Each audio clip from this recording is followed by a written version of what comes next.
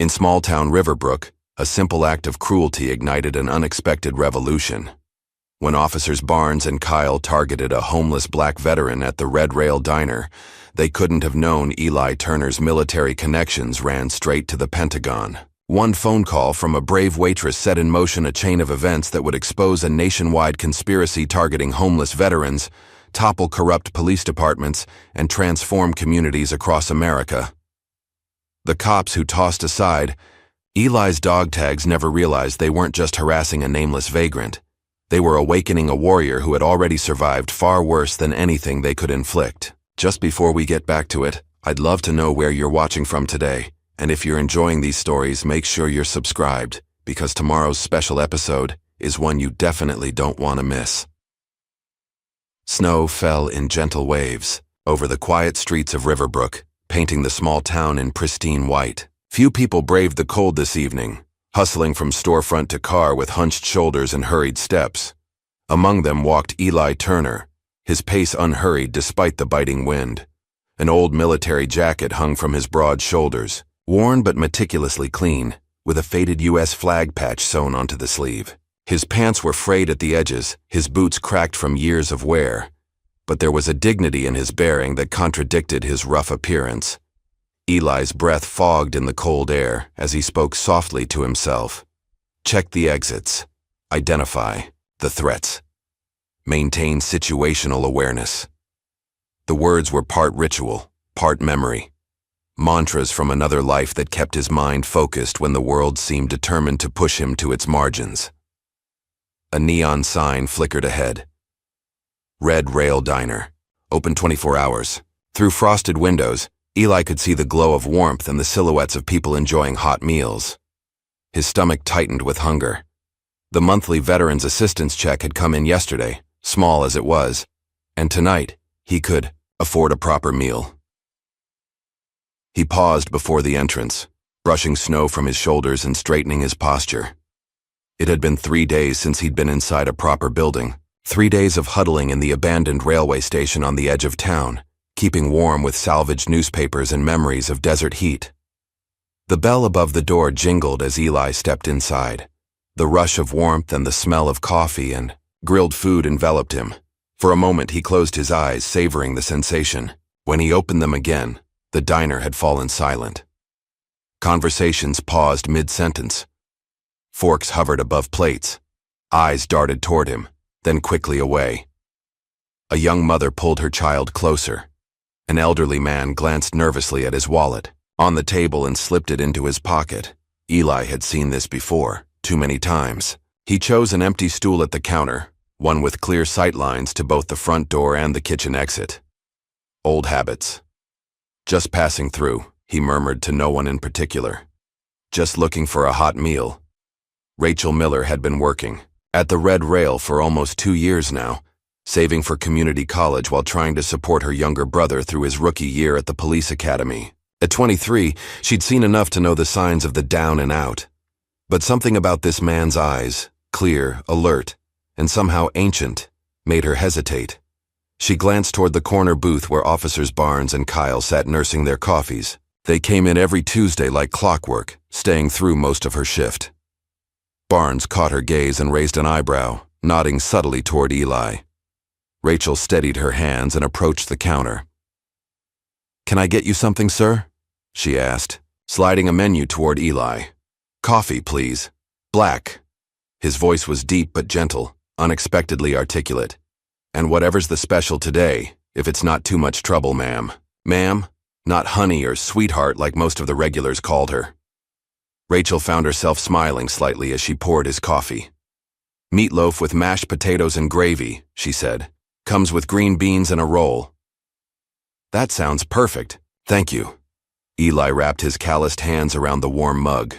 "Been a while since I had a home-cooked meal." From the corner booth, Officer Kyle snickered loudly. "Dumpster diving doesn't count as dining out, huh?" he said, voice pitched just loud enough to carry across the diner. Officer Barnes chuckled and added, "Better keep the silverware count, Rachel. And check the bathroom after he leaves. These bums always shoot up when they get inside somewhere warm." Eli didn't turn around. He kept his eyes on his coffee, his expression unchanged, save for a slight tightening around his eyes. Rachel felt her face grow hot with embarrassment, but years of customer service had trained her to keep smiling, to pretend she hadn't heard. "I'll put that order right in," she said to Eli, turning toward the kitchen. "Thank you, ma'am," Eli repeated, his voice still steady. Officer Kyle stood up, stretching ostentatiously before sauntering to the counter. He was in his mid-30s, with a linebacker's build gone slightly soft, and a perpetual smirk that Rachel had always found unsettling.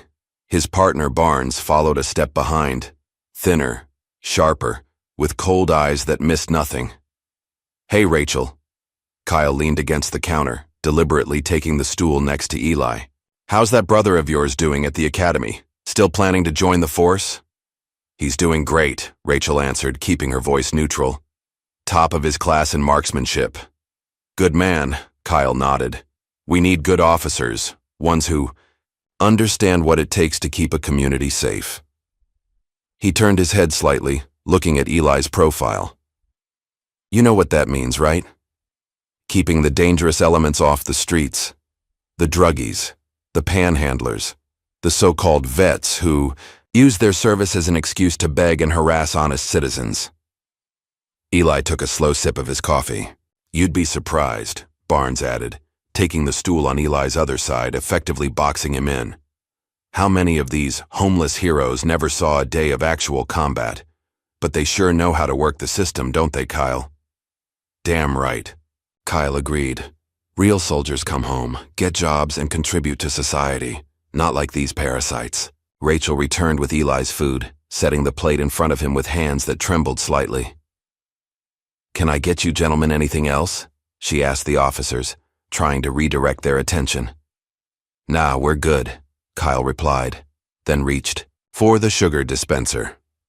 He tossed a packet onto Eli's plate, where it landed next to the meatloaf. "Here you go, buddy. Earn your keep. Dance for your dinner. Isn't that how it works for you people?" A tense silence fell over the diner. Several patrons shifted uncomfortably. A teenage boy in the back booth surreptitiously pulled out his phone and began recording. Eli set down his coffee with deliberate care. He picked up the sugar packet between two fingers, turned in his seat, and placed it gently back on the officer's table. "I earned my dignity in Kandahar," he said quietly, "and I don't need to earn it again from you." The air in the diner seemed to freeze. Kyle's face flushed dark red, and Barnes's hand drifted instinctively toward his holster. "You threatening an officer, vagrant?" Barnes asked, his voice dangerously soft. "No, sir," Eli replied, turning back to his meal. "Just having dinner." Kyle stood abruptly, his stool scraping loudly against the floor. "I think you need to leave. You're disturbing the peace." Eli didn't move. "I've paid for this meal, and I intend to eat it."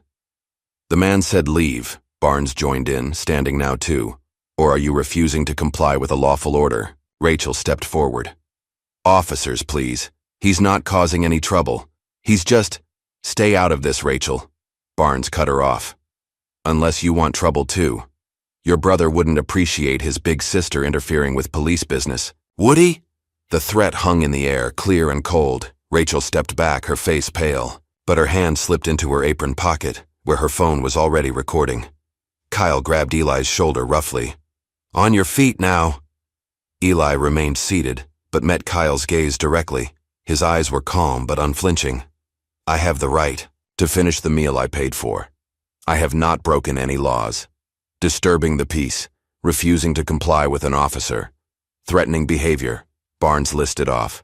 "That's 3 strikes, buddy." Around the diner, more phones had appeared. Silent witnesses to the escalating scene. No one spoke, no one intervened. 3 tours in Afghanistan, Eli said evenly. 2 Purple Hearts, a Silver Star, and I can't even eat dinner in peace in the country I served. Kyle yanked Eli's arm hard, nearly pulling him off the stool. "Save the sob story for someone who cares. Hero." As the officers began to forcibly remove him, Eli looked directly at Rachel. His expression was resigned, but determined. "If something happens to me," he said clearly, ensuring she could hear, "call General Whitaker at the Pentagon. Tell him Eli Turner is in trouble. Rachel's eyes widened. Was this homeless man delusional? Did he really think he had connections at the Pentagon? Barnes laughed harshly. Yeah, and I've got the president on speed dial. Let's go, Turner. They dragged Eli toward the door, his feet barely touching the ground. He didn't resist, didn't struggle, but maintained his dignity even as they manhandled him through the diner. Back to your meals, folks, Kyle called over his shoulder. Just taking out the trash. The diner's door swung open, letting in a blast of cold air. Rachel hurried after them, staying in the doorway as they dragged Eli across the parking lot and slammed him against their patrol car with unnecessary force. Eli grunted in pain, but remained silent as they roughly patted him down. The chain around his neck caught on Barnes's watch, and his dog tags clattered to the snowy ground. Kyle deliberately stepped on them, then kicked them aside with a smirk. Oops, he said, shoving Eli into the back seat. Guess you're not such a hero after all. The cruiser's door slammed shut. The engine started with a roar, and the patrol car pulled away, disappearing into the swirling snow. Rachel stood shivering in the doorway for a long moment. Then she hurried into the parking lot, searching until she found Eli's dog tags half buried in the snow. The metal was cold against her palm as she brushed away the ice crystals to read the embossed text. Turner, Elijah J. O. Paz, Methodist. Her phone felt heavy in her pocket. The recording was still running. With trembling fingers, she pulled it out and stopped the video. Then, taking a deep breath, she unlocked her phone again and whispered, "Please don't be crazy." Back inside the Red Rail diner, Rachel huddled in the employee bathroom, her hands still shaking. She stared at her phone screen. The Pentagon's main number pulled up and ready to dial. This was insane. What was she doing? Calling the Pentagon because some homeless man told her to? She'd probably get laughed at or worse, get in trouble for wasting government time. But the look in Eli's eyes haunted her. The quiet dignity. The way he hadn't fought back. And those dog tags now tucked safely in her pocket felt like a weight of responsibility. Just do it, she whispered to herself, and pressed the call button. The line rang 3 times before a professional female voice answered. Department of Defense, how may I direct your call? Rachel swallowed hard. I need to speak with General Whitaker, please. It's about Eli Turner. He's in trouble. A pause. One moment, please. Rachel expected to be disconnected or redirected to voicemail. Instead, after a series of clicks and transfers, a new voice came on the line. This is Colonel Reynolds, General Whitaker's aide. Who am I speaking with? My name is Rachel Miller. I'm calling from Riverbrook. I was told to contact General Whitaker if Eli Turner was in trouble, and he is. 2 police officers just arrested him, and I'm afraid they're going to hurt him. Another pause, longer this time. Rachel could hear muffled conversation in the background. Miss Miller, please hold for General Whitaker. The seconds stretched into an eternity. Rachel leaned against the bathroom wall, hardly able to believe this was actually happening. Then a deep, authoritative voice filled her ear.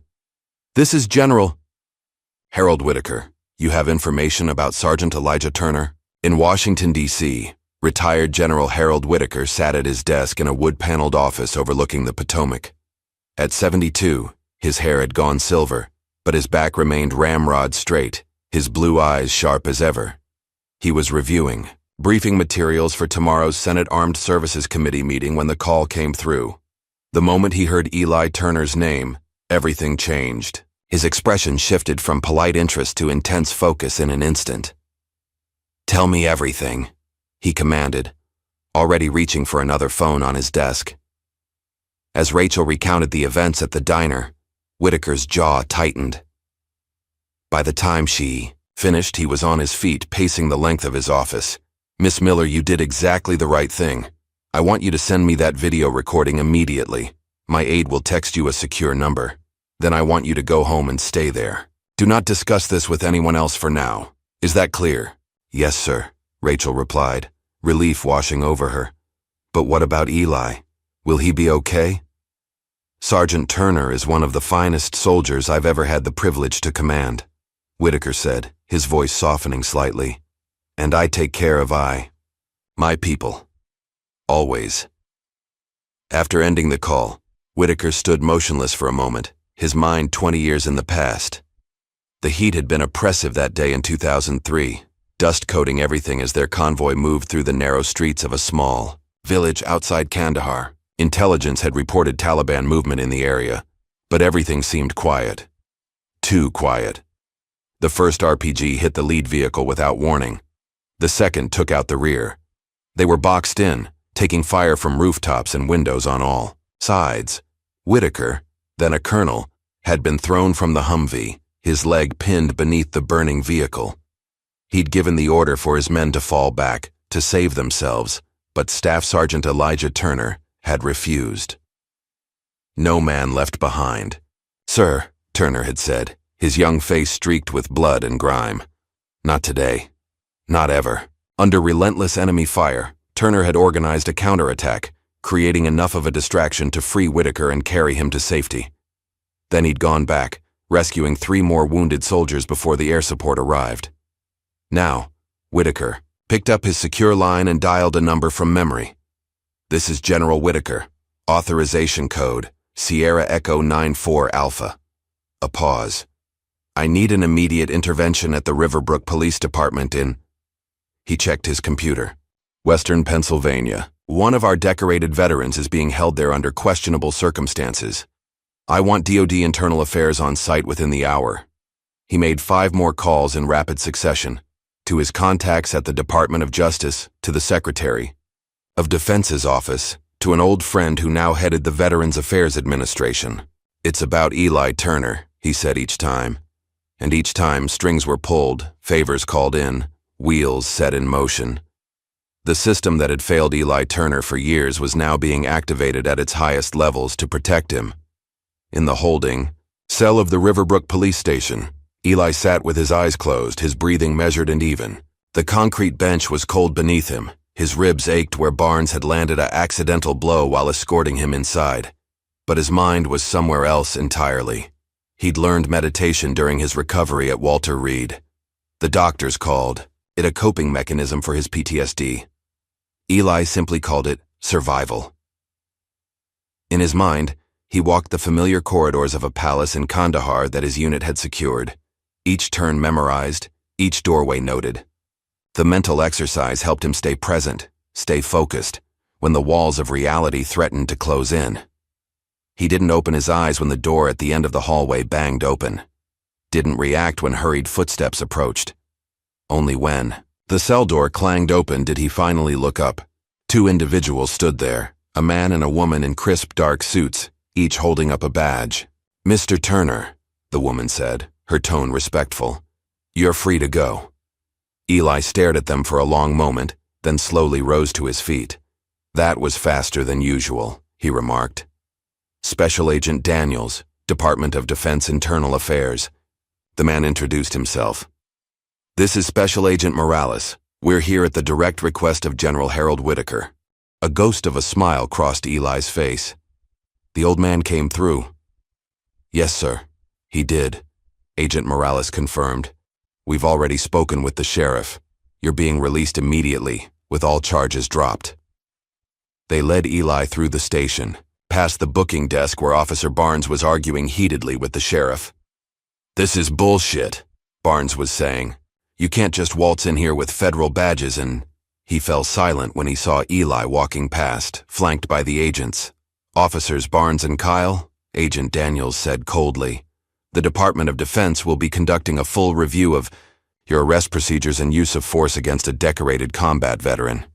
In the meantime, I suggest you both review the constitutional rights of citizens, regardless of their housing status."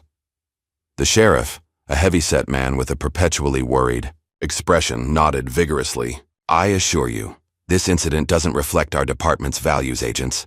These officers will be placed on administrative duty pending a full internal review." Barnes's face had gone pale, while Kyle stared at Eli with naked hatred in his eyes. Eli paused briefly as he passed them. "The truth doesn't need force to stand," he said quietly. Then he continued walking, his back straight, his head high. Outside, the snow had stopped, leaving the world silent and white under the glow of street lamps. Eli breathed in the cold air, feeling a weight lift from his shoulders. The DOD agents offered him a ride, but he politely declined. "I prefer to walk, but thank you."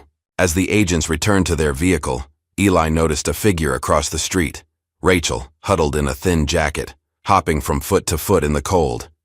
When she saw him, she hurried across, slipping slightly on the icy pavement. "You're okay," she exclaimed, relief evident in her voice. "I was so worried they'd—" She trailed off, glancing at the imposing black SUV with federal plates. "You made the call," Eli stated, not a question. Rachel nodded, pulling his dog tags from her pocket and holding them out. "I didn't really believe it would work. I mean, calling the Pentagon? It sounded crazy." Eli took the tags, his fingers brushing. Hers briefly.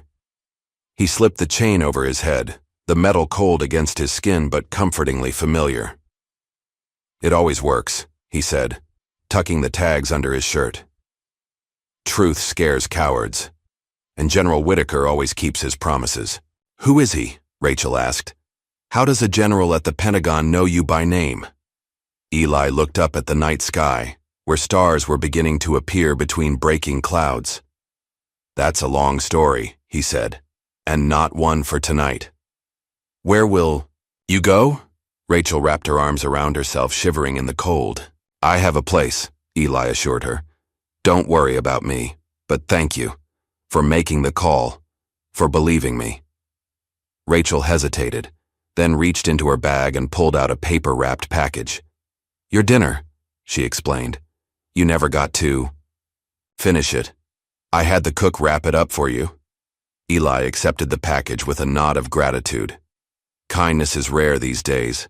Remember that. With that, he turned and walked away, his silhouette growing smaller against the snowy landscape. Rachel watched until he disappeared around a corner, then slowly made her way home, wondering what she had just set in motion.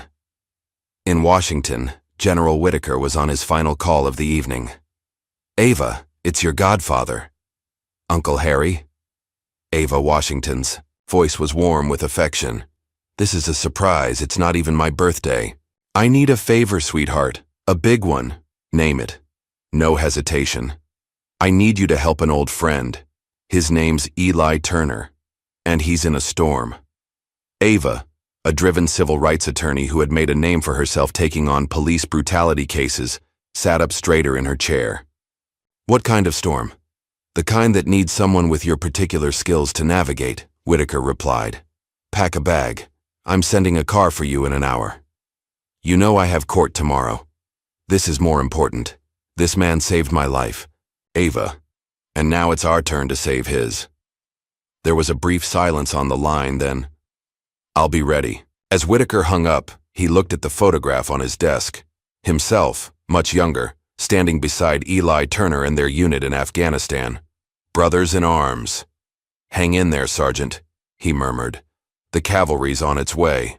The morning sun cast long shadows across Riverbrook streets as a sleek black sedan pulled into the parking lot of the Pine Grove shelter. The worn brick building had once been a textile factory before being converted into a temporary haven for those without homes. 3 days had passed since the incident at the Red Rail Diner, and while the local police had gone unusually quiet, tension hung in the air like the threat of an approaching storm.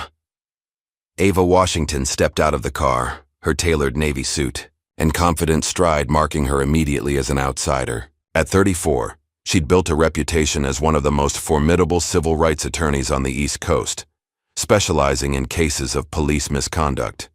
The daughter of a judge and goddaughter to General Whitaker, she moved through the world with the assurance of someone who knew exactly where she belonged. Inside the shelter's common room, Eli sat alone at a corner table, a steaming cup of coffee between his hands.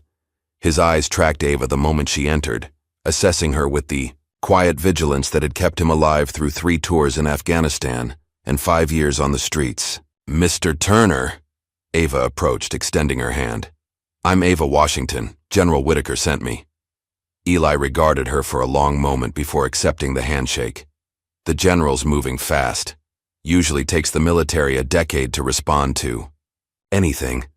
A hint of a smile touched Ava's lips. Harry, General Whitaker, said you might be resistant to help. He also said you're too smart to turn it down when you need it. I've been handling my own problems for a long time, Ms. Washington, Eli replied, gesturing to the empty chair across from him.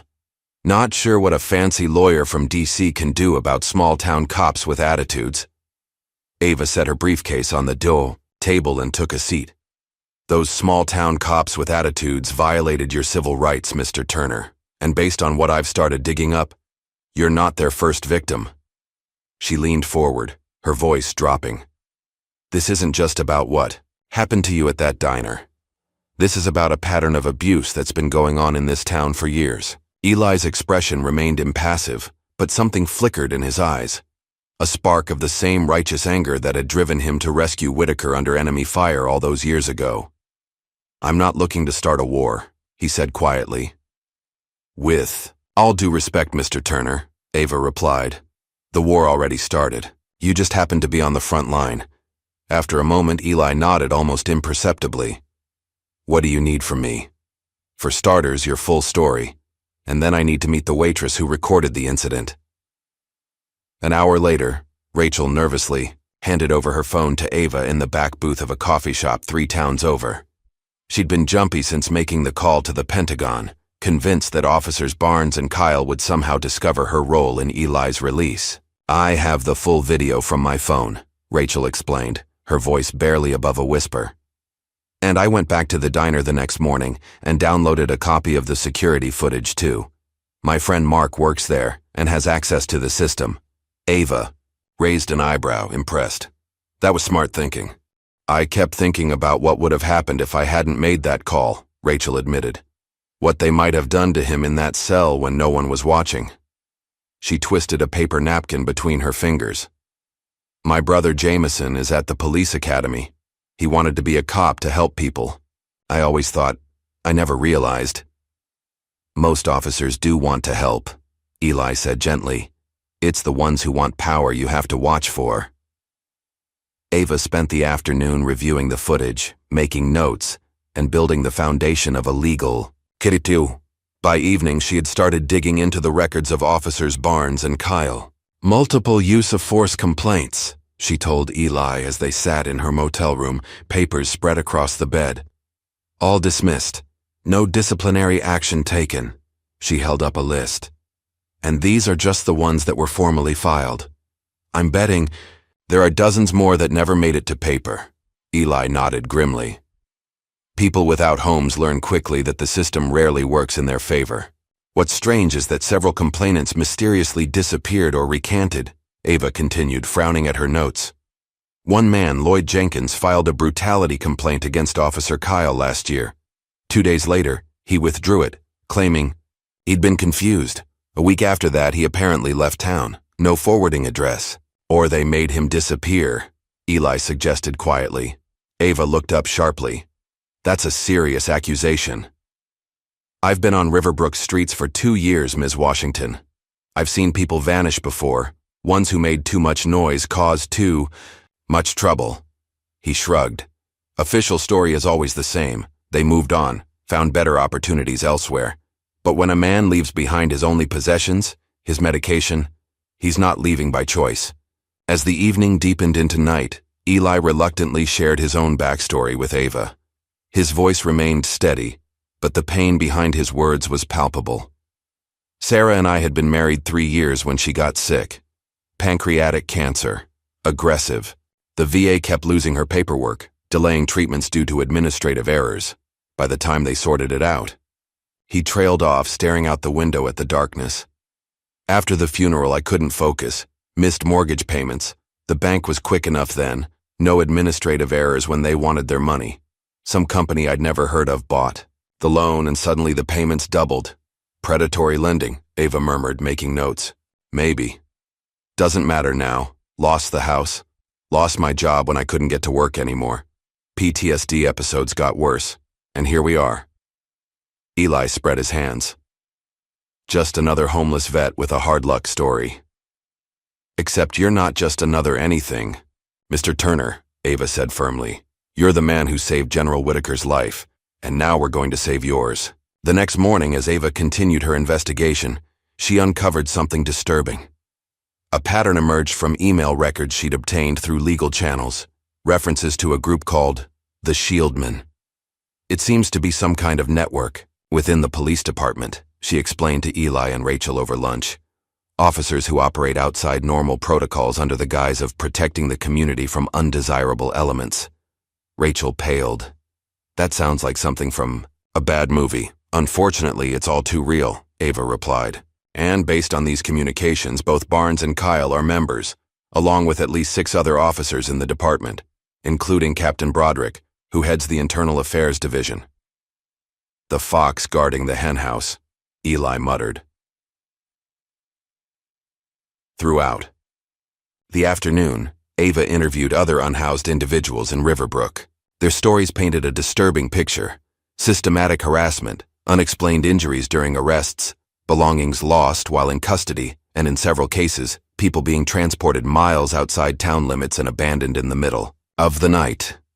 They call it helping them move on to better opportunities. An elderly man named Frank explained, his weathered face a map of deep lines and old scars. "Happened to my buddy Thomas last winter. They picked him up for loitering outside the library. Next thing I know, they drop him 20 miles out with no coat in a snowstorm. Found him 3 days later, frozen to death in a drainage ditch."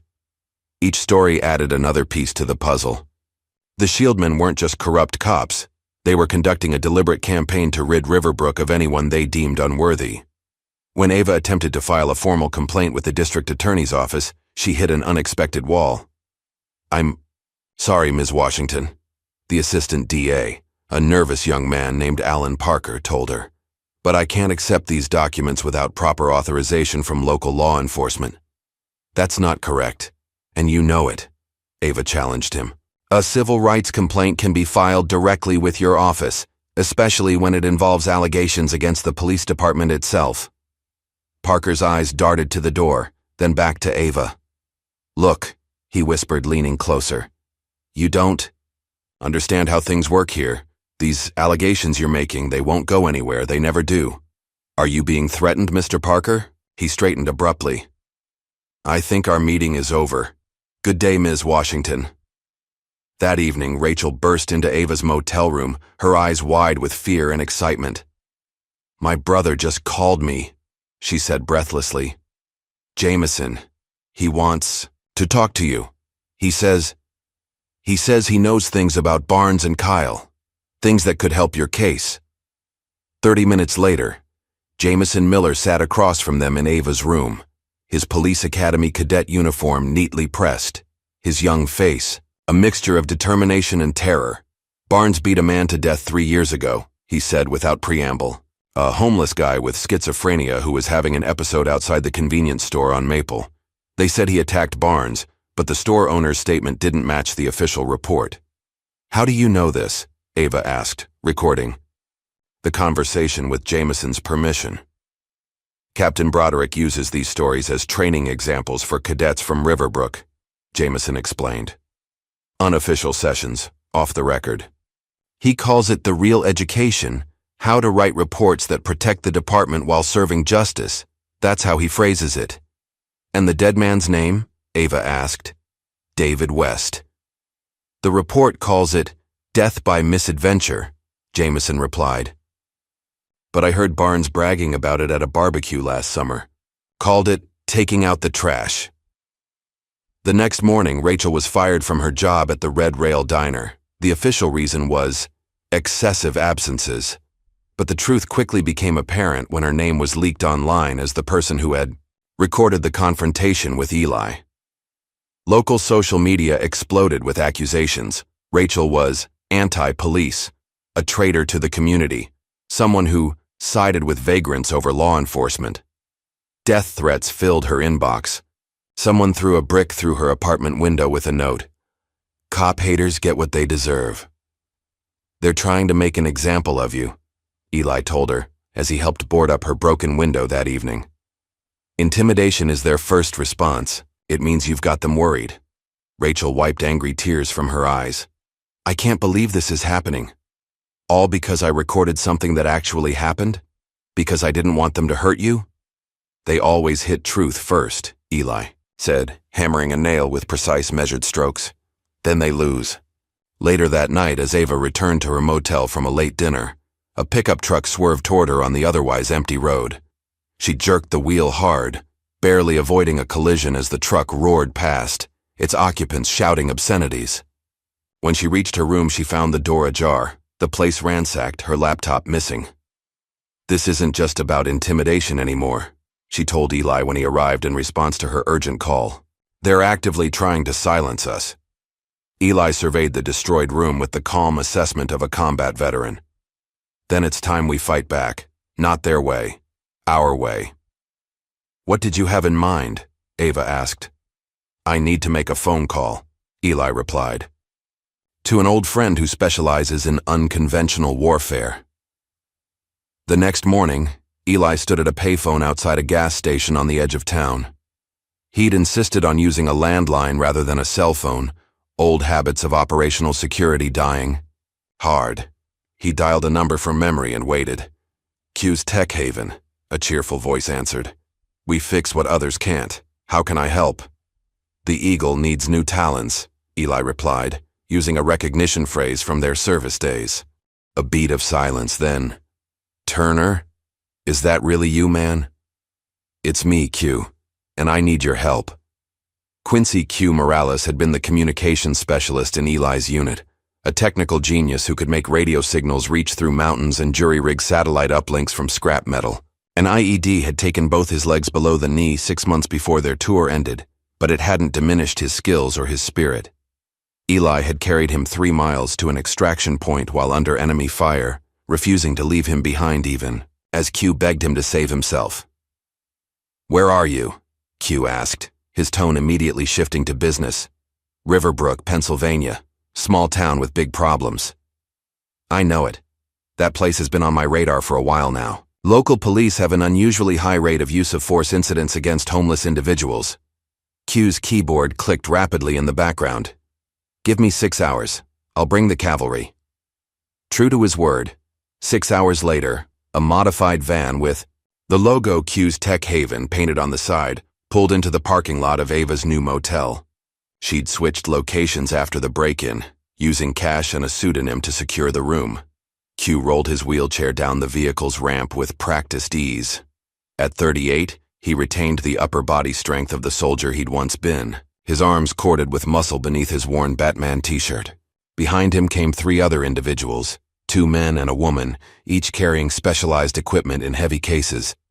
Eli met them outside, and the reunion hit him with unexpected emotion. He and Q clasped forearms in the grip they'd used in Afghanistan, both men's eyes suspiciously bright. "Still getting into trouble, I see," Q said with a grin. "Still pulling me out of it, I hope," Eli replied. Inside the motel room, introductions were made. Besides Q, the team consisted of Marcus Ghost Wilson, a former intelligence analyst with a particular talent for digital forensics; Brianna Trace Hamilton, an ex-military police officer who specialized in counterintelligence; and Jordan Link Peterson, a cybersecurity expert who had worked for the NSA before opening his own security firm. "We run a legitimate tech business," Q explained to a somewhat overwhelmed Ava and Rachel, "but we also operate a non-profit on the side, unofficial support for veterans who fall through the cracks of the system, especially when they're being targeted by corrupt authorities." "Is that legal?" Rachel asked hesitantly. Trace smiled. "We operate in gray areas, but we never break the law. We just find information that's already there, waiting to be discovered." "We're digital archaeologists," Link added. "We dig up buried secrets. And in my experience," Ava said, her legal mind quickly adapting to the new allies, "evidence is admissible regardless of how embarrassing it might be for the perpetrators, as long as it was legally obtained." "Exactly," Q nodded. "Now, let's talk strategy." Within hours, Q's team had converted the motel room into a command center.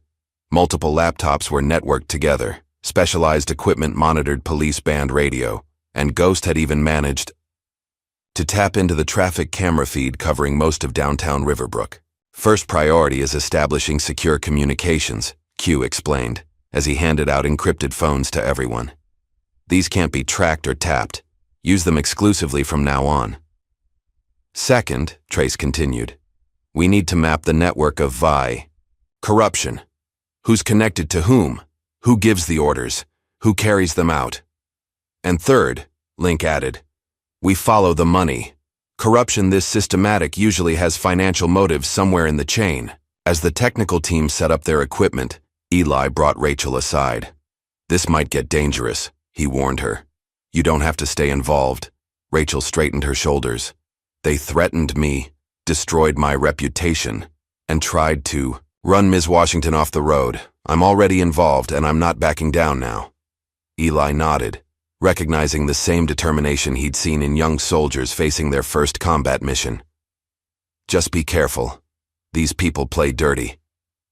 Over. The next 3 days, Q's team worked tirelessly, piecing together the digital footprint of the Shieldmen. They intercepted emails, analyzed police reports, and cross-referenced incidents against official records. We found something, Ghost announced on the evening of the third day. Encrypted payments made to several Riverbrook police officers, including Barnes, Kyle, and Captain Broderick. Source? Eli asked, peering over Ghost's shoulder at the screen. A private defense contractor called Falcon Corps, Ghost replied. They've been making regular transfers through a series of shell companies. The amounts range from $2,000 to $5,000 per month depending on the officer's rank. What's Falcon Corps' business? Ava asked, already taking notes. Trace pulled up another screen. Officially, they provide security consulting and equipment to law enforcement agencies across the country. Unofficially, she trailed off, frowning at her display. This is interesting. They've been buying up property all over Riverbrook and the surrounding areas through subsidiary companies. Properties where? Eli pressed. Link tapped rapidly on his keyboard, then turned his screen to show a map of Riverbrook with dozens of highlighted locations. Mostly in what used to be working-class neighborhoods, areas with high concentrations of rental properties and public housing, and areas with high concentrations of homeless encampments, Eli added grimly. They're gentrifying, and we're in the way. While Q's team continued their digital investigation, Ava began interviewing other homeless veterans in the area. Their stories formed a disturbing pattern that matched what they were discovering through the data. They targeted us specifically, explained a woman named Diane Miller, who had served as a military nurse in Iraq. Police would show up at our campsites, confiscate our belongings for health and safety violations, and tell us to move on. If we refused, they'd arrest us on trumped-up charges. Did they ever mention where they wanted you to go? Ava asked. They'd tell us to head to Maplewood or Grantsville, Diane replied, naming towns over 20 miles away. Said they had better services for veterans there. But when we'd arrive, we'd find those towns had even stricter anti-camping ordinances and no shelter space. With each interview, the picture became clearer. A coordinated effort to push the homeless population, particularly veterans, out of Riverbrook entirely. Meanwhile, Officer Jameson Miller had agreed to wear a wire during his training sessions with Captain Broderick. The risk was enormous, but Jameson was determined to expose the corruption that had infiltrated the profession he'd once idealized. Remember, Ava cautioned him before he left for the station, don't push for information. Just listen and respond naturally. The more relaxed they are, the more likely they'll speak freely. Jameson nodded, nervously adjusting the nearly invisible wire beneath his uniform shirt. I understand. I won't let you down. The recording he brought back that evening exceeded their expectations. Not only had Kyle and Barnes openly bragged about cleaning out trash and getting bonuses for every bust, but Captain Broderick had explicitly mentioned the arrangement with Falcon Corps. The company needs these properties clear by end of quarter, Broderick had told the cadets during an unofficial briefing. Every vagrant you remove puts money in the city's pocket, and ours. It's a win-win. But what about those who won't go? A cadet had asked. That's why we have the holding cells in the old warehouse, Broderick had replied casually. Sometimes people need extra persuasion to understand they're not welcome here anymore. Rachel, who had been quietly supporting the team's efforts while searching for a new job, suggested a different approach to bring public attention to the situation. People respond to faces, to real stories, she explained. What if we created short videos about the veterans being targeted, humanize them, show their service, their struggles, and how they're being treated now? With Q's technical assistance, Rachel began filming mini-documentaries featuring willing veterans. She edited them carefully, contrasting their honorable service with their current treatment by Riverbrook authorities. The first video featuring Eli's story was uploaded to social media platforms on a Thursday evening. By Friday morning, it had over 1 million views. The response was immediate and overwhelming. Local news stations picked up the story. National veterans organizations issued statements of support. Justice for Eli began trending on social media. The pressure forced Judge William Harmon, who had expunged multiple excessive force complaints against the Shieldmen, to agree to a meeting with Ava. Under careful questioning, and with the implied threat of exposure, the judge revealed a disturbing truth. Broderick has files on everyone, he admitted, his hands trembling as he poured himself a third whiskey. He calls them cop files, dirt on judges, council members, business owners, anyone who might oppose him. He threatened to expose an affair I had years ago, said my family would be destroyed. So you buried the complaints, Ava stated flatly. I did what I had to do to protect my family, the judge whispered. God help me. With each new piece of evidence, the team refined their plan to expose Broderick and the entire Shieldmen network. They would use live-stream testimony, hidden surveillance, and media attention to force accountability. We need to move quickly, Eli warned during their strategy session. The more pressure we apply, the more desperate they'll become. His words proved prophetic. That same afternoon, as Rachel left the motel to pick up lunch for the team, a police cruiser pulled alongside her. Officer Kyle stepped out, his face twisted in a mockery of a smile. Rachel Miller, he said, you're under arrest for interference with police business and tampering with evidence. That's ridiculous, Rachel protested, backing away. I haven't tampered with anything. Your video says otherwise, Barnes added, emerging from the driver's side. Get in the car, now. Despite her protests, despite the broad daylight and the busy street, the officers forced Rachel into the cruiser and sped away. The abduction was captured by a traffic camera that Q's team had hacked into. Within minutes, Eli was organizing a response. They won't take her to the station, he said, his voice calm but his eyes blazing with controlled fury. That would be too public now with all the attention. They'll take her to their off-the-books location, the warehouse Broderick mentioned. Using the city's camera network, Q's team tracked the cruiser's movements to an abandoned industrial area on the outskirts of town. The vehicle disappeared into a dilapidated warehouse complex that had once housed a furniture manufacturing business.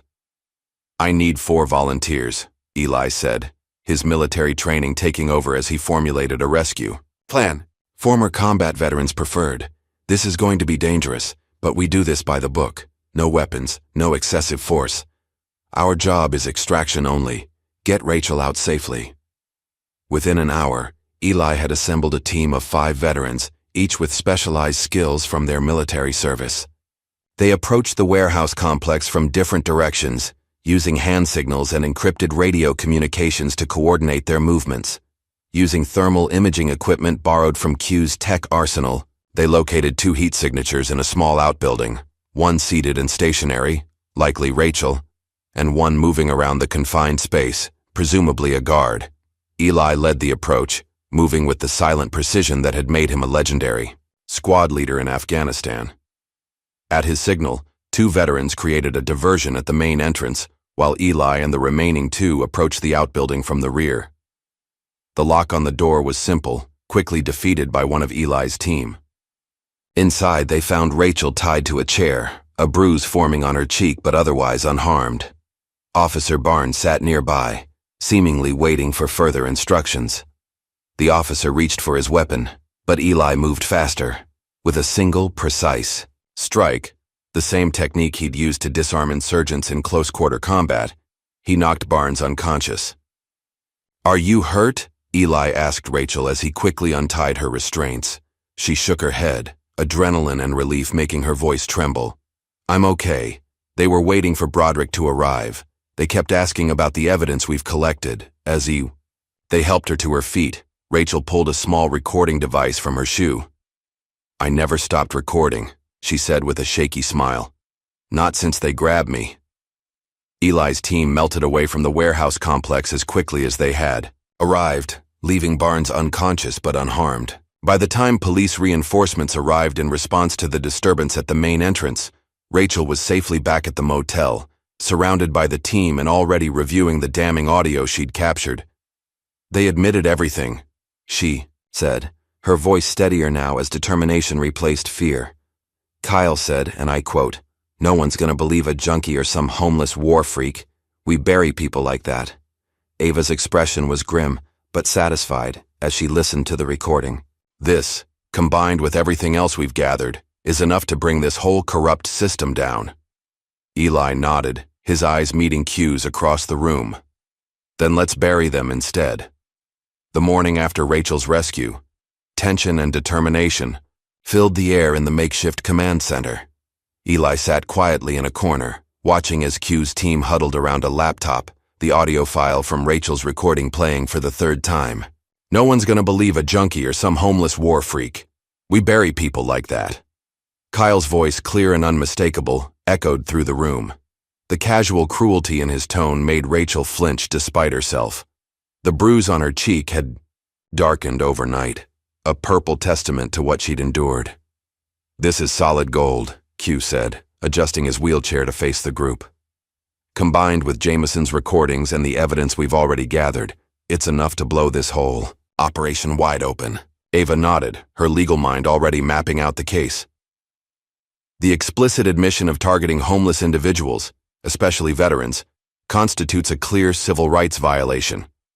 Add the financial paper trail connecting Falcon Corps to the police department and we have the makings of a RICO case." "What matters now is timing," Eli said, his voice quiet but commanding immediate attention. "We need to move before they realize how much we know." The team worked through the morning, analyzing the data they'd collected. By early afternoon, Ghost emerged from his digital excavation with a breakthrough. "I've cracked into a hidden server," he announced, waving the others over to his screen. "It contains the entire Vagrant Suppression Initiative dating back 3 years. Internal memos, officer evaluations based on removal quotas, payouts from Falcon Corps. It's all here." Trace leaned closer, scanning the files. "This goes beyond Riverbrook. Look at these distribution lists. Multiple towns, coordinated efforts, Shieldmen chapters embedded in police departments across 3 counties. It's a nationwide scandal waiting to erupt," Ava breathed, scrolling through page after page of damning evidence. "They've been systematically targeting minorities, veterans, and activists under the guise of community stability, and Falcon Corps has been funding it all." "But why?" Rachel asked, still trying to process the scale of the corruption. "Why would a defense contractor care about homeless people in small towns?" "Property values," Eli answered grimly. "Look at the development plans in these files. Falcon Corps' subsidiary companies have been buying up properties in cleaned areas at bargain prices, then flipping them for massive profits once the undesirable elements are gone." The revelation hit Rachel hard. She'd witnessed the changing face of her hometown over the past few years, coffee shops replacing diners, luxury condos rising where affordable housing once stood, but had never connected it to the increasing aggression toward the homeless community. "My brother was part of this," she said, her voice breaking slightly. "He must have known." As if summoned by her words, there was a knock at the door. Q quickly switched the monitors to an innocuous screen while Eli moved to answer it, one hand discreetly reaching for the knife at his ankle. It was Jameson, still in his cadet uniform, but with dark circles under his eyes and a haunted expression on his young face. "I need to talk to my sister," he said without preamble. Rachel stepped forward, crossing her arms defensively. "What is it?" "Not here," Jameson replied, glancing nervously at the others. "Privately." Eli shook his head slightly. "Anything you need to say to Rachel, you can say in front of all of us. We've all earned that trust." After a tense moment, Jameson's shoulders slumped. "I'm sorry," he said, looking directly at Rachel. I should have spoken up sooner. I knew, not everything, but enough. Enough to know it was wrong. Then why didn't you? Rachel demanded. The hurt in her voice unmistakable. Jameson's eyes dropped to the floor. I was recruited right out of the academy by Broderick. He said I had potential, that I could go far if I understood how things really worked. His voice trembled slightly. Then he showed me a file. Pictures of you, your apartment, your daily schedule. He said, "Your career starts with loyalty. Cross us and your family pays the price." The room fell silent as his words sank in. Rachel's anger visibly deflated, replaced by a mixture of horror and sympathy. "Textbook intimidation tactic," Eli commented, though his tone was gentler than his words. "Use family as leverage."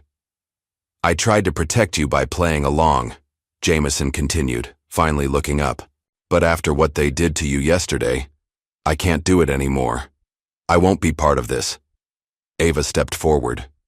"We can protect you both, but we need everything you know. Names, operations, locations, all of it." Jameson nodded grimly. "I'll tell you everything." As the day progressed, the pieces came together with alarming clarity. The SHIELD men operated as a shadow organization within multiple police departments, identifying and removing problem individuals to facilitate Falcon Corps' property acquisitions. Officers who participated received substantial bonuses, while those who questioned the operations found themselves marginalized or threatened. In the late afternoon, Eli excused himself from the group. He needed time alone to process what they'd uncovered, to prepare himself for what was coming next. He walked to a small memorial park downtown, where a wall honored fallen soldiers from the area. His fingers traced over a familiar name etched in the polished stone: Malik Johnson, his best friend, his brother in all but blood, who had died in the ambush in Kandahar, the same day Eli had saved General Whitaker. "This time, we make it count," Eli whispered to the silent stone. "This time we finish the mission." He was so absorbed in his thoughts that he almost missed the black SUV that drove slowly past the park entrance, the driver watching him with deliberate intensity. But the instincts honed through years of combat and survival kicked in. Something was wrong. Eli hurried back to the motel, arriving just in time to see several police vehicles with flashing lights surrounding the building. Officers in tactical gear were already entering the room where Q's equipment was set up. Staying out of sight, Eli called Q's encrypted phone. "They're raiding us," Q answered immediately, his voice tense but controlled. "Anonymous tip about suspicious computer activity. They're claiming we're hackers threatening national security." "Everyone okay?" Eli asked, watching as officers emerged with laptops and equipment. "They roughed us up a bit. I got a fractured arm when they flipped my wheelchair. Trace and Ghost are fine. They're taking our gear, but we prepped for this. Everything's been uploaded to secure servers they can't access." "Where's Rachel?" "She and Ava were out getting food when it happened. Link is with them. Jameson was here. They arrested him for interfering with police operations. Eli Broderick was leading the raid personally. This is getting dangerous fast." "Stay low," Eli advised. "I'll contact you through the backup channels." He ended the call just as a hand closed on his shoulder. Spinning around, he found himself face to face with Rachel, her eyes wide with fear. "They took everything," she gasped. "All our evidence, all Q's equipment." "Not everything," Eli assured her calmly. "Q's team planned for this. The raid just confirms we're on the right track. They're scared."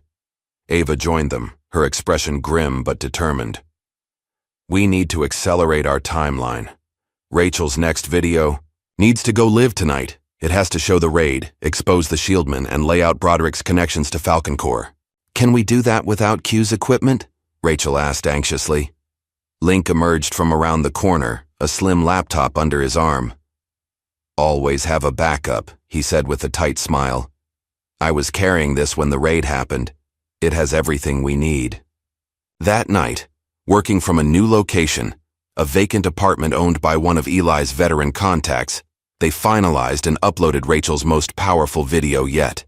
It detailed the raid, explained the SHIELDmen's operations, and included edited, portions of the audio recordings that exposed Broderick's illegal activities. The public response was immediate and overwhelming. By morning, the video had gone viral, with millions of views and thousands of shares. Justice for Eli began trending nationally. Local news stations picked up the story, and by mid-afternoon, even national media outlets were covering the scandal. Ava's phone rang constantly with calls from state senators, investigative journalists, and civil rights groups offering support and resources. The movement they'd started was gaining unstoppable momentum. "It's working," Rachel said, amazed as she scrolled through the responses pouring in. "People are listening. They believe us." "Truth has power," Eli replied simply. "Especially when it's been buried for so long." The pressure was taking its toll on the Shieldmen. By evening, reports came in that Officer Barnes, now suspended pending investigation, had contacted Broderick with an offer to testify in exchange for immunity. "He's panicking," Ava noted. "They all are. When corrupt systems start to collapse, it's always the same. Everyone scrambles to save themselves." Eli nodded, but his expression remained troubled.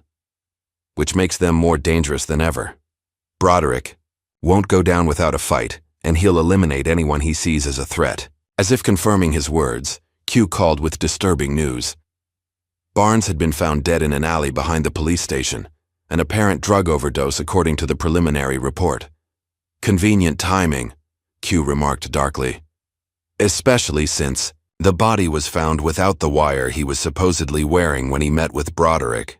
"They're eating their own," Eli told Ava grimly. "The walls are closing in and Broderick is tying up loose ends." That night, after the others had finally succumbed to exhaustion, Eli sat alone by the window, watching the quiet street below. He pulled out his phone and dialed a number he hadn't used in years. "It's Turner," he said when the call connected. "I need the old squad. All of them. I'm in the middle of something big, and it's about to get bigger." The voice on the other end was silent for a moment, then, "Just like forward base victory?" Eli's mind flashed back to their darkest days in Afghanistan. Surrounded, outgunned, but refusing to surrender. "Exactly like that," he confirmed. "We need eyes, ears, and boots on the ground, and we need them now." "Consider it done," the voice replied. "The old squad is coming." 3 days later, Ava stood at a podium in Riverbrook's community center, addressing a packed hall of citizens, reporters, and cameras, live streaming to a national audience. The town hall meeting she'd organized had drawn far more attention than anyone had anticipated, with people lining the walls and spilling out into the parking lot.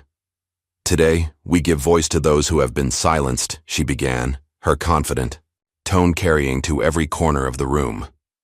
"Today, we shine light on a darkness that has been allowed to grow within our justice system." In the front row sat Eli, Rachel, and Jameson, along with several other victims of the Shieldmen's targeting. Q and his team managed the technical aspects of the event from a control room they'd set up in the back.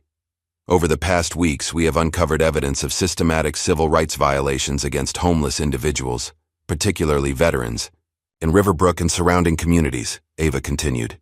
"This isn't about isolated incidents or a few bad officers. This is about an organized effort to criminalize poverty for the financial benefit of private interests." As she spoke, screens behind her displayed documents, emails, and financial records, all carefully selected to build an irrefutable case against the Shieldmen and Falcon Corps. Across town, Captain Broderick held his own hastily assembled press conference on the steps of the police station. Flanked by several officers, including Kyle, he presented a united front of righteous indignation. "These outrageous accusations are nothing more than an attack on law enforcement integrity," he declared to the small gathering of local reporters.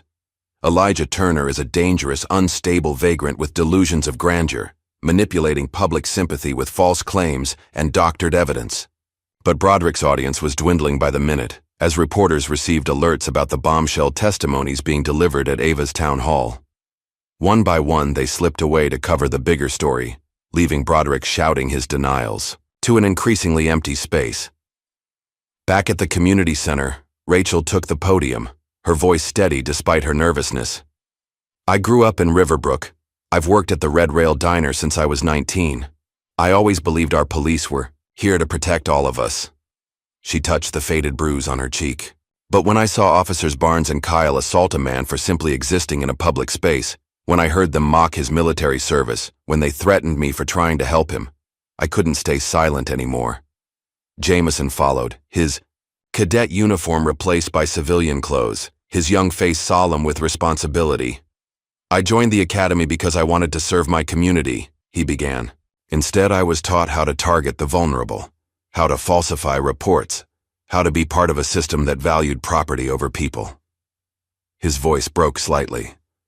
"I'm ashamed of my silence, but I refuse to be silent anymore." One by one, victims shared their stories. A mother whose teenage son had been beaten by Kyle for sitting on a bench outside their apartment complex after curfew. An elderly veteran forced to abandon his meager possessions when officers threatened him with arrest for illegal camping. A small business owner pressured to call police any time a homeless person lingered near his store. Each testimony built upon the last, creating a devastating portrait of systematic abuse and corruption. Finally, it was Eli's turn to speak. He approached the podium slowly, his posture military straight despite the weight of scrutiny. For a moment, he simply looked out at the crowd, his eyes finding each face, establishing a connection that television cameras couldn't capture. "My name is Elijah Turner," he began, his deep voice cutting through the silence. "I served 3 tours in Afghanistan as a staff sergeant in the United States Army. I received 2 Purple Hearts and a Silver Star for actions in combat.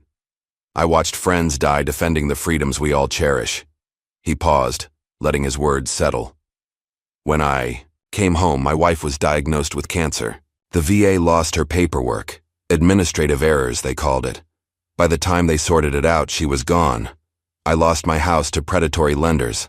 I lost my job when the PTSD made it impossible to function in a corporate environment. And when I had nowhere else to go, I became invisible, except to those who saw me as a problem to be eliminated." The hall was utterly silent, every person hanging on his words.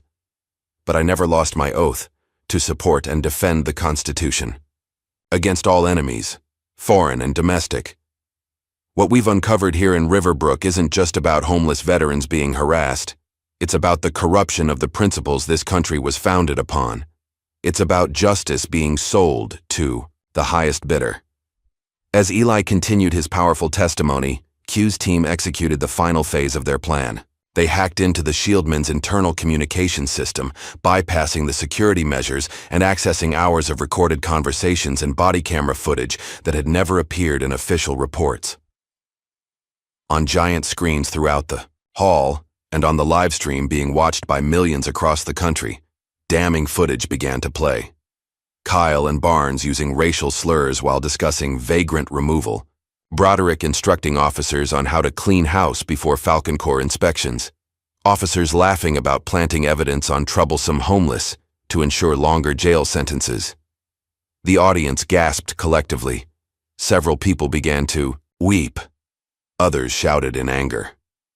In that moment, the Shieldmen's facade of respectability shattered beyond repair.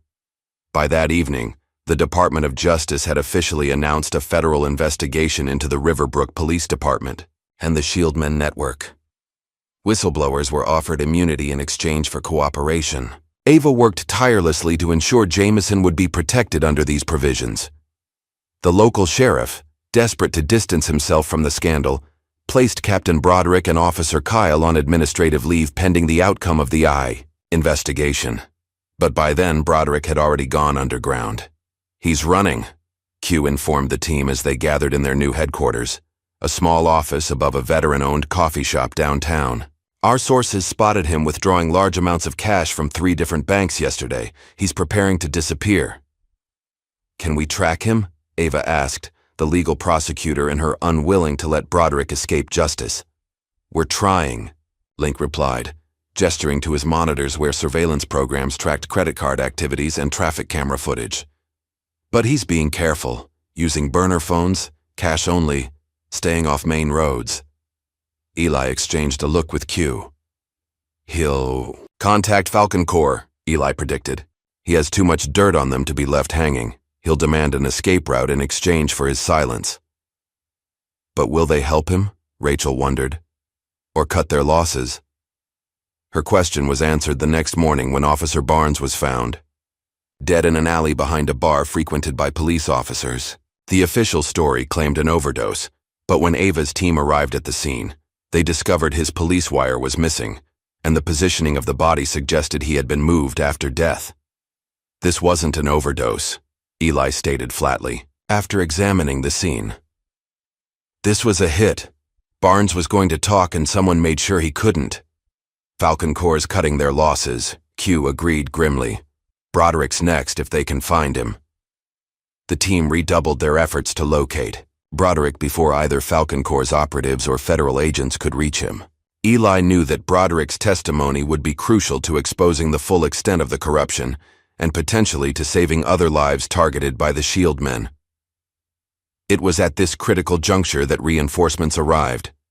Samir, Wrench, Taleb pulled up outside their headquarters in a modified van filled with surveillance equipment. A master mechanic and drone technician during his service, Wrench had an uncanny ability to build or fix anything with moving parts. Deshaun, Echo. Rivers arrived next, his rental car unremarkable but his skills extraordinary. As the unit's intelligence and reconnaissance specialist, Echo could blend into any environment, extract information from the most reluctant sources, and disappear without leaving a trace. Finally, Clarissa Doc Holloway appeared carrying 2 large medical bags and the calm competence that had made her an exceptional combat medic. Now a trauma counselor specializing in PTSD, Doc brought both physical and psychological expertise to the team. The reunion of Eli's former squad was brief, but emotional. Tight hugs, firm handshakes, and the wordless communication of those who had faced death together. No explanations were needed. They had come because Eli had called, and that was enough. "Sit, Rep?" Echo asked, immediately shifting to operational mode. Eli laid out the situation with military precision. The corruption they'd uncovered, the evidence they'd gathered, the targets they were tracking, and the immediate objective of locating Broderick before he either escaped or became another accidental casualty. "We'll need full surveillance coverage," Eli continued. "Wrench, can you get eyes in the sky?" Wrench grinned, patting a custom case beside him. "Got 3 drones ready to deploy. High-altitude thermal imaging, encrypted feeds. Nothing moves in this town without us seeing it. Echo, I need you to tap your contacts in the private security world. Falcon Corps has to be using local assets for cleanup operations." Echo nodded. "Already on it. Got 2 names from old Blackwater buddies who've gone corporate. They're operating out of a motel on the north side. Doc, we may have casualties. Both Rachel and Q have already been targeted. We need medical support on standby." "I've got everything, from bandages to battlefield surgery," Doc assured him. "And I've set up connections with trusted medical staff at the county hospital if we need more. And I've been coordinating with my legal team in D.C., Ava added. We have federal prosecutors standing by and witness protection arrangements for anyone who needs it." Together, they transformed the small town into a fortress of truth and resistance. Veterans from surrounding communities, inspired by Eli's story and Rachel's videos, volunteered to serve as security for key witnesses. Local business owners, once afraid to speak out, now openly displayed support for the investigation. A network of safe houses was established. Communication protocols were implemented. The community that had once looked away from injustice was now actively working to expose it. 2 days later, Wrench's surveillance drone captured crucial footage. Captain Broderick sneaking into a private airfield outside town under cover of darkness, carrying a duffel bag that appeared to be filled with cash. "He's making a run for it," Echo confirmed after reviewing the footage. "That's a charter plane registered to a shell company we've linked. To Falcon Corps, scheduled departure is 0400 hours. Eli checked his watch. They had less than 3 hours. "This is our chance," he said, looking around at the determined faces of his team. Both old comrades and new allies united in purpose. "We end this tonight." "How do we play it?" Q asked, already pulling up the airfield schematics on his computer. "We could alert the feds," Ava suggested. "Have them waiting when he arrives." Eli shook his head slightly. "Too risky. If Broderick sees a police presence, he'll go to ground. And if Falcon Corps has inside connections with federal agencies, which we suspect they do, They might get tipped off. So what's the alternative? Rachel asked. Eli's expression was calm but resolute. I go in alone, one-on-one, me and Broderick. That's too dangerous, Doc protested immediately. He's desperate, probably armed. And I'm a combat veteran who knows exactly what I'm doing, Eli countered. Broderick doesn't want a confrontation. He wants escape. I just need to delay him until our federal contacts arrive. After heated debate, a compromise was reached. Eli would make the initial approach, with Echo providing sniper overwatch from a nearby hangar. Wrench would pilot drones to monitor the perimeter, while Doc and Q coordinated from a mobile command post half a mile away. Ava would have federal agents on standby, ready to move in on her signal. As the team made final preparations, Rachel pulled Eli aside. Be careful, she said, concern evident in her eyes. Broderick has nothing left to lose. Eli's expression softened slightly.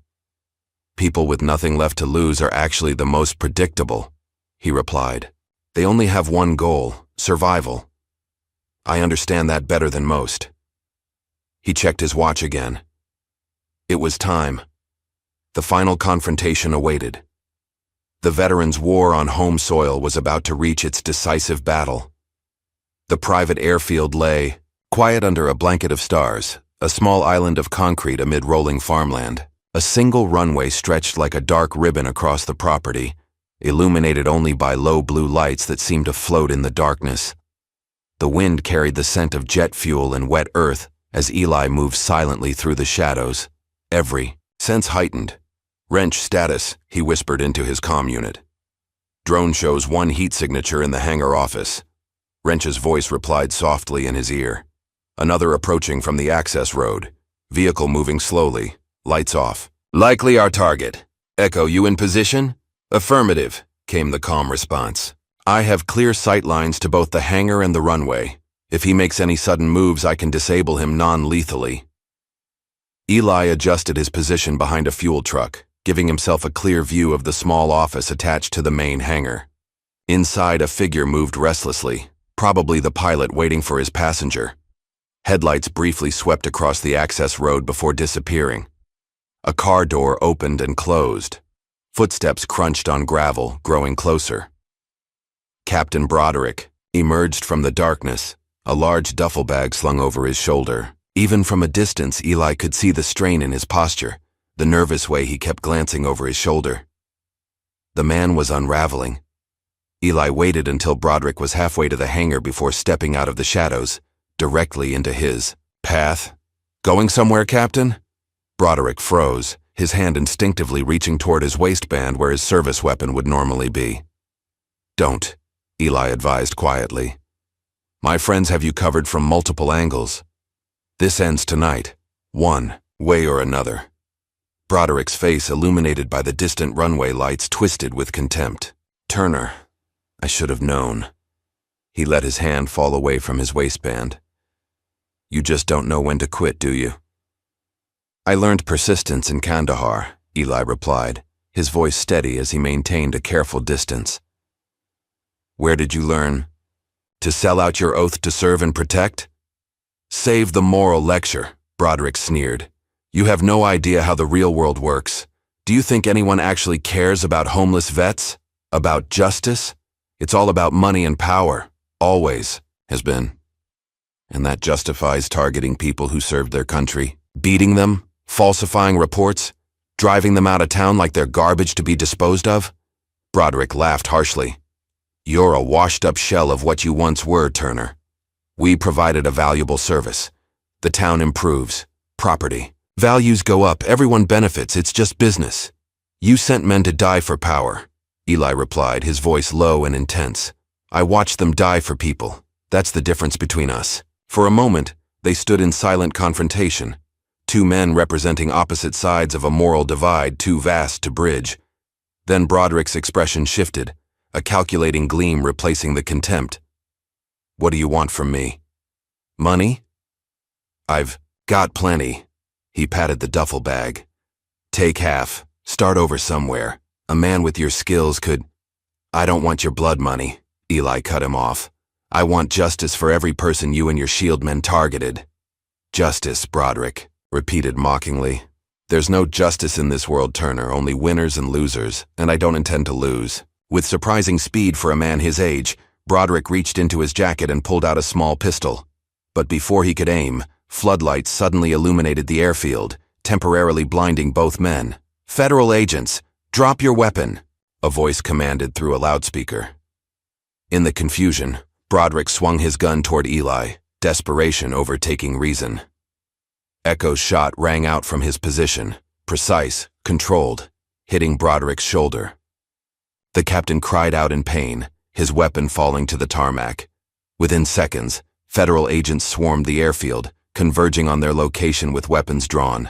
Ava emerged from one of the vehicles, flanked by 2 senior agents. I thought. We agreed to wait for my signal, Eli said as she approached, though there was no real reproach in his tone. Plans changed when he pulled that gun, Ava replied.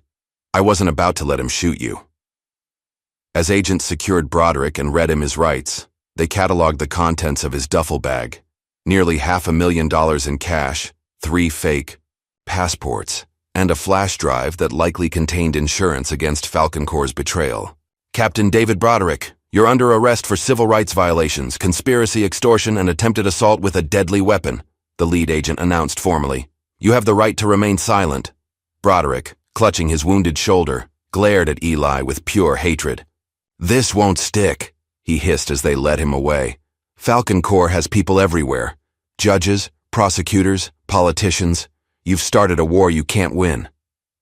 Eli watched impassively as they loaded Broderick into a vehicle. The war started when you decided some lives were worth less than others, he said, though not loudly enough for Broderick to hear. And it ends when justice is served, no matter how long that takes.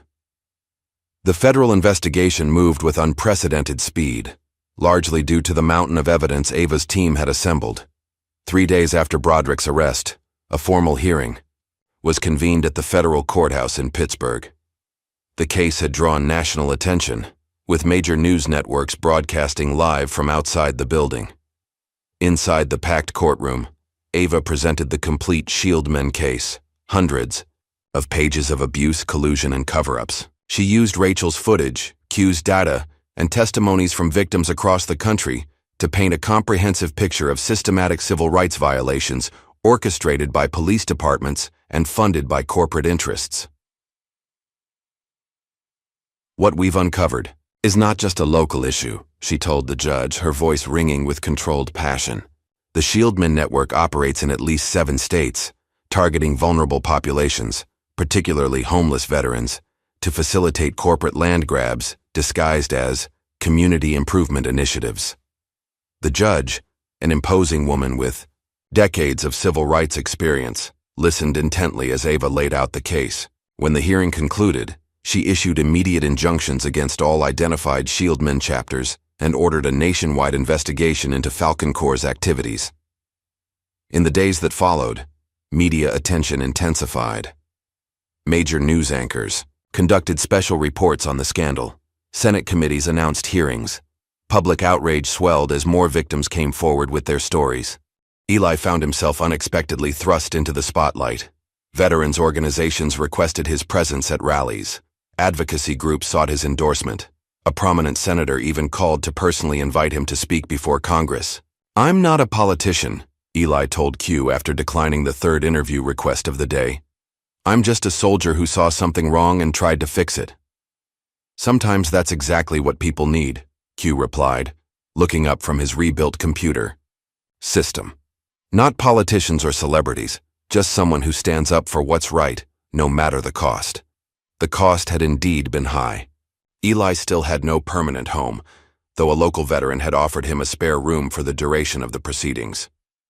His PTSD episodes had increased with the stress, leaving him sleepless and hypervigilant.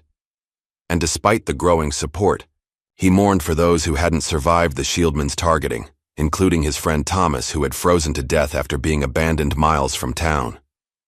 Doc Holloway noticed his struggle. During a quiet moment at their temporary headquarters, she sat beside him, her medical training giving way to her counselor's intuition.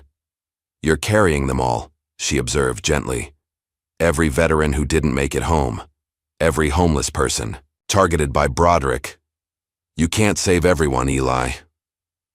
I know, he replied, staring at his calloused hands. But I'm still grieving for those I couldn't. That grief is important, Doc acknowledged. But so is recognizing what you've accomplished. What you've started. This movement. It's bigger than one town now. It's going to help thousands. After a long moment, Eli nodded. Sarah would have liked that, he said quietly, referring to his late wife. She always said my stubbornness would save me someday. She was right, Doc smiled. And now it's saving others too. The next morning, Eli received a formal request to address a joint congressional committee on veteran homelessness and police reform. Initially, he refused, still grieving, still preferring to work behind the scenes. But after heart-to-heart conversations with Doc and Rachel, he reconsidered. This isn't about you, Rachel reminded him. It's about using your voice for those who still don't have one. When Eli finally took the podium in Washington, D.C., his speech was fiery and powerful. Dressed in a donated suit, but standing with military bearing, he addressed the packed chamber with unflinching honesty. I stand before you not as a hero, but as a witness, he began. A witness to the suffering of those who served their country only to be abandoned by the systems meant to support them. A witness to the corruption that values profit over human dignity. A witness to the courage of ordinary people who risked everything to expose the truth. He called for comprehensive veteran housing reform, mandatory oversight for police departments, and legal protection for whistleblowers. He named those who had died on the streets, reading a list of 23 veterans who had perished in Riverbrook, alone over the past 5 years. Their deaths were not inevitable, he said, his voice thick with emotion. They were the result of choices. Choices made by individuals who decided some lives matter less than others, and choices made by institutions that looked the way rather than confront uncomfortable truths. When he finished, the room erupted in a standing ovation. Even cynical legislators who had initially attended only for the publicity were visibly moved. The committee chairman immediately called for emergency funding for veteran support programs and promised swift legislative action on police reform. Back in Riverbrook, changes were already taking place. The Red Rail Diner reopened under new management, the previous owner having been implicated in collaborating with the Shieldmen to report homeless disturbances. Rachel was offered her old job back, but she had found her calling elsewhere.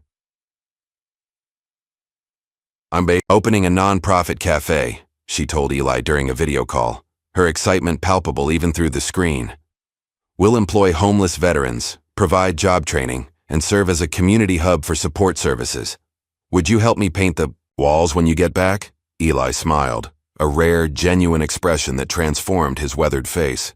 I'd be honored. Jameson, after providing crucial testimony against Broderick and several other Shieldmen, entered a rehabilitation program for the trauma he'd endured during his police training. Later, he joined Ava's team as a full-time investigator, using his inside knowledge to help identify and expose corrupt practices in other departments. The Falcon Corps scandal continued to expand.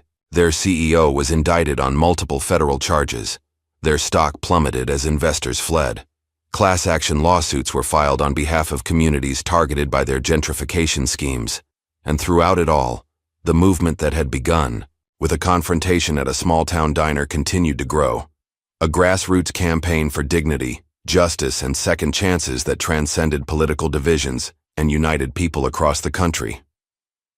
One evening, exactly 6 months after the incident at the Red Rail Diner, Eli walked through the same snowy street where his story had begun. But now, instead of the worn military jacket and frayed pants, he wore a sharp charcoal suit donated by a veterans support group.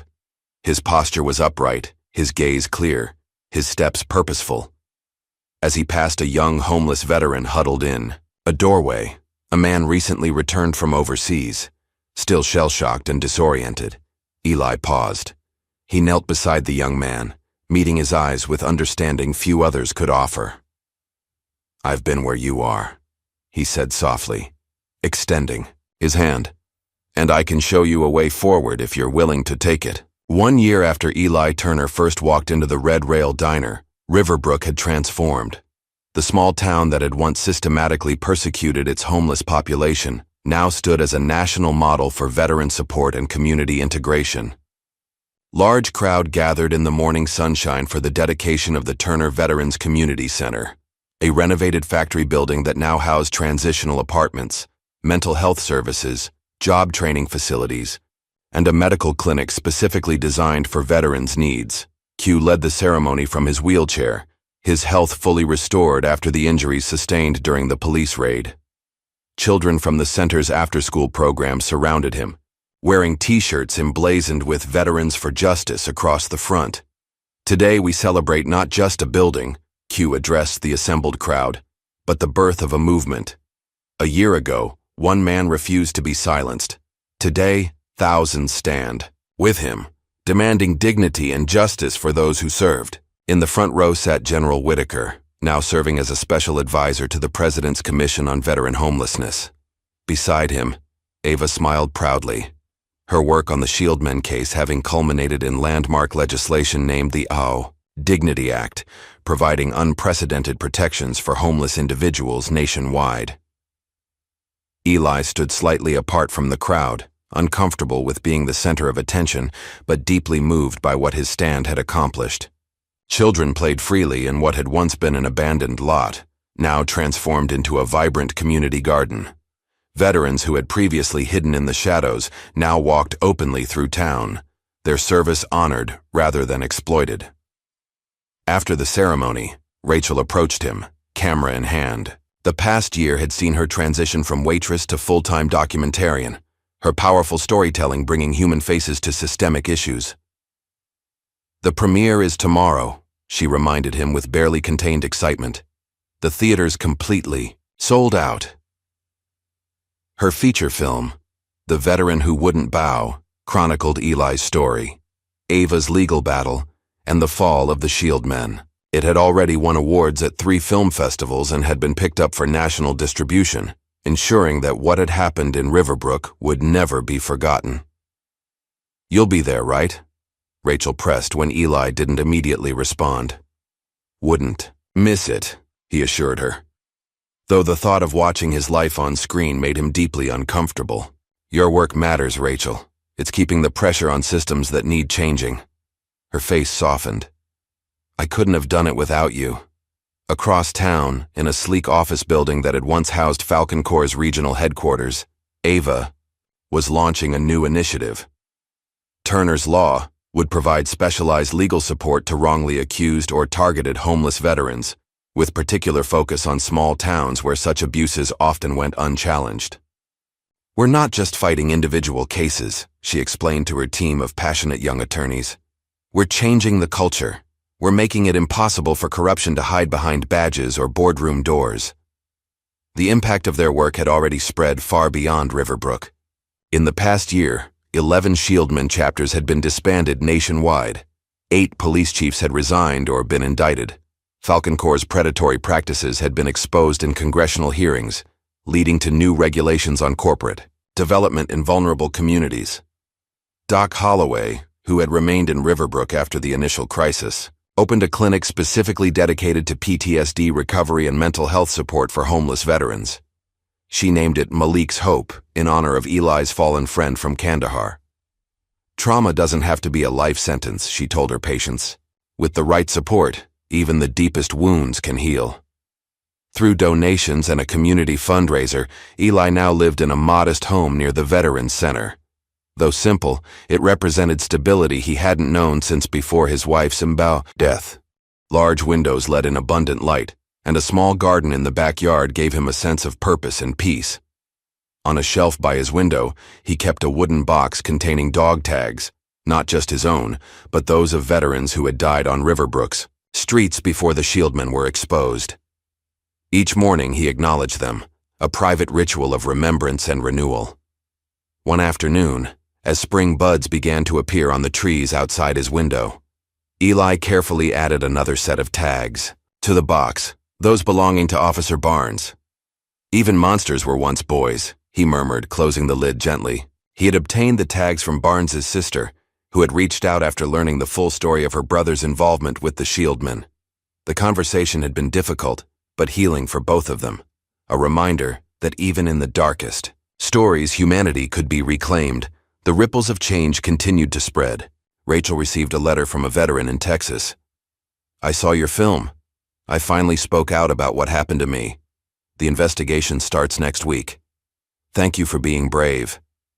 Similar messages arrived almost daily now, from veterans finding their voices, from communities questioning their police departments, from ordinary citizens refusing to look away from injustice. What had begun as one man's stand for dignity had become a national conversation about who deserves protection under the law.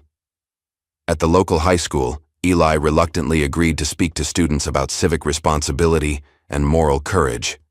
Despite his discomfort with public speaking, he recognized the importance of reaching young minds before cynicism and apathy could take root.